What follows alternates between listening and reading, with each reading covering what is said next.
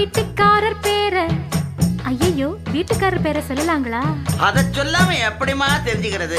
அட சும்மா சொல்லுமா. வீட்டுக்காரர் பேரை சொன்னே ராசுக்குட்டி ராசுக்குட்டி, அவன் பேசுகிற பேச்சு எல்லாம் சீனி கட்டி. அட கண்ணுக்கழகா ஆளும் இருப்பாரே, நித்தம் கலர் கலராடை அணிவாரே. இப்போ எந்த திசையில் எங்க